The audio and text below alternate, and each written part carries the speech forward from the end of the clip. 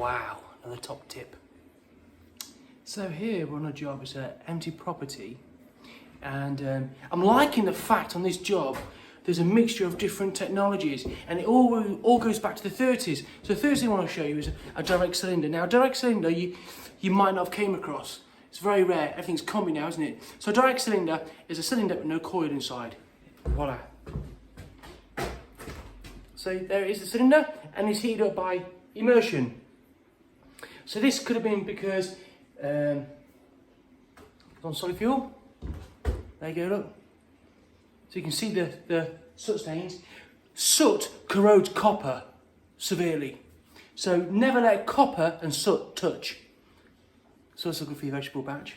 So there you go, direct cylinder, no coil inside, there's no circulation pipes, so there's no coil, so it's not heated up by a boiler, the water is heated up directly. So this is the immersion, or perhaps years ago, the water would have been directly inside a copper back box or a glass line back box. So direct, nothing inside. Here, complement, part L. Remember, part L is energy efficiency and conservation. So part L, if you're doing your exams, all pipe work within a metre of a cylinder should be insulated. The cylinder should be insulated as well.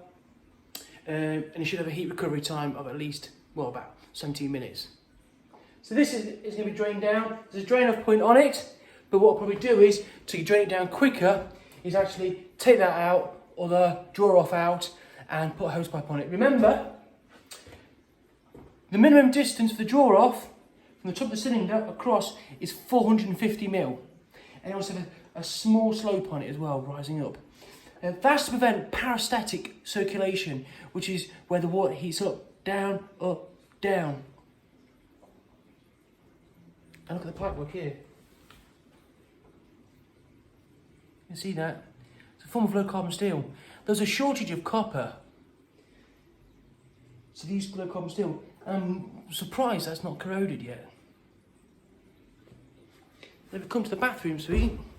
Very old, this is like an ex-mining house. So if you go through here, look.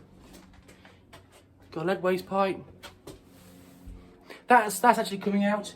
And down there, we've got a lead stop tap. So remember, a lead stop tap is where you use a lead lock. So lead locks consist of a O-ring and a grab ring to secure it in place. Lead locks always shave it and file it to a circular smooth surface for the O-ring. So this is an inch, not 28mm, inch straight union or ground connector. And a little bit of a tip for you. A ground connector means there's no fibre washer or olive. It's just material on material sealing. So really, when you get issues like this, or a component or a snide like this, always make sure the two surfaces are clean and put jointing compound on. And that will fill any micro gaps up and help seal it. Ground.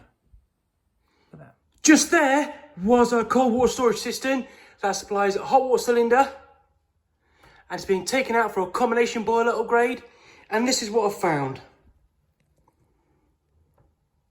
These individuals were bathing in this water. The ball valve, wallpaper, plaster, scale, it's been overflowing, look, you can see where it's been overflowing. This is why you fit a regulation 16 or bylaw 30 kit. It's got to be sealed.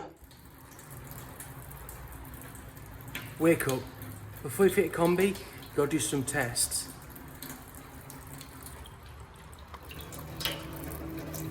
Check the flow rate.